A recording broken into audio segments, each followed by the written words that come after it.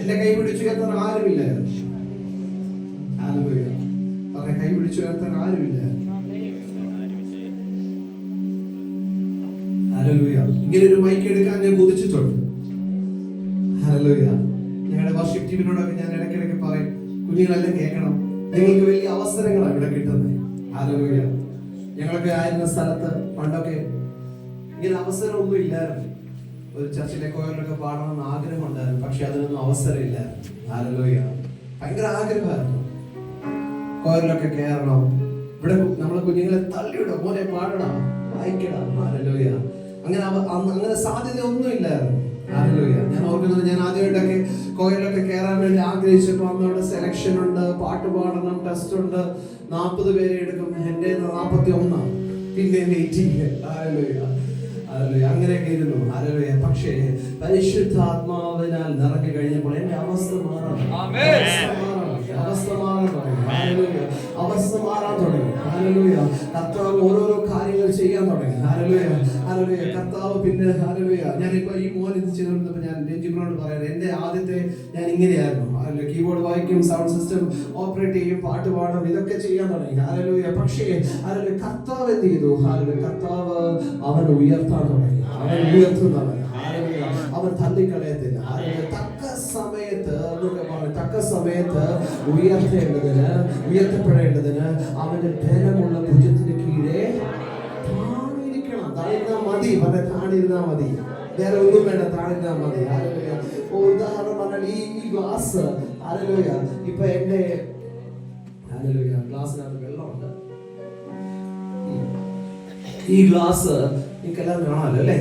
ഈ ഗ്ലാസ് ഇപ്പൊ ഇവിടെ ഇരിക്കുന്ന എന്റെ കൈയുടെ തക്ക സമയത്ത് കൃപ ലഭിക്കേണ്ടതിന് പറയണേ. തക്ക സമയത്ത് കൃപ ലഭിക്കേണ്ടതിന് അവന്റെ ബലമുള്ള ഭുജത്തിന്റെ കീഴെ ഇരിക്കണം. ഇതിപ്പോ ഞാനാണെന്ന് വിചാരിച്ചു. ഇത് ജോബി ബ്രദറാണ്, അല്ലെങ്കിൽ നിങ്ങളുടെ പേര് പറയും. ഇത് നിങ്ങളുടെ പേര് പേര് മോടെ പേരെന്താ? ആര്യ. ഇത് ആര്യ സഹോദരിയാണ്. മോടെ പേരെന്താ? അലീനയാണ്. അലീനയുടെ വചനം പറയുകയാണ്, തക്ക സമയത്ത് കൃപ ലഭിക്കേണ്ടതിന് എന്ത് ചെയ്യണം? അവന്റെ ബലമുള്ള ഭുജത്തിന് കീഴെ താണിരിക്കണം. അലീന ഈ വചനം കേട്ടു. അലീന ചോദിക്കുക, എത്ര നാൾ താണിരിക്കണം? എന്തോ പരിപാടി, താണിരുന്ന് ഒരു പരുവായി അല്ലെ? നമ്മളൊക്കെ ചോദിച്ചിട്ടില്ലേ, എത്ര നാളിങ്ങനെ താണിരിക്കണം? എന്നെ കാണാൻ ഇവിടെ ആരുമില്ലേ? എന്നെ ആർക്കും മനസ്സിലാവുന്നില്ലല്ലോ, പാസ്റ്ററിനെ മനസ്സിലാവുന്നില്ലല്ലോ. ഞാൻ എത്ര നാളായിട്ട് പാട്ട് പാടിക്കൊണ്ടിരിക്കുക, എന്നെ എന്താ വർഷിപ്പിക്കാത്തെ? പല ചോദ്യങ്ങളൊക്കെ നമ്മുടെ ഉള്ളിൽ വരും. തക്ക സമയത്ത് തക്ക സമയമാകുമ്പോൾ എല്ലാവരും നോക്കണേ, തക്ക സമയമാകുമ്പോൾ ഒരു വ്യത്യാസം ഉണ്ടാകും. ഞാൻ വിശ്വസിക്കുന്ന തക്ക സമയമാകുമ്പോൾ ഒരു ചെറിയ ചേഞ്ച് ഉണ്ടാവും. ഇപ്പൊ എന്താ വെച്ചറിയോ?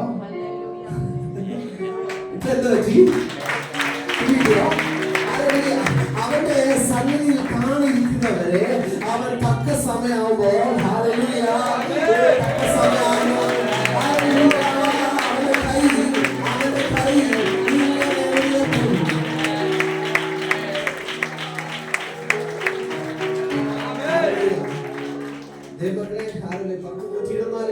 വണ്ടി ഓടിച്ച് ഇവിടെ വന്ന് നിങ്ങളെ കുറച്ച് മോട്ടിവേറ്റ് ചെയ്തിട്ട് പോകാനല്ല ഞാൻ വന്നത്. ഈ വചനം എന്താണോ എഴുതിയിരിക്കുന്നത് അത് പറയാൻ. ഈ വചനം പറയാണ്, അവന്റെ ബലമുള്ള ഭുജത്തിന്റെ കീഴെ ഒരുവൻ താണിരുന്നാൽ അവനെ തക്ക സമയമാകുമ്പോൾ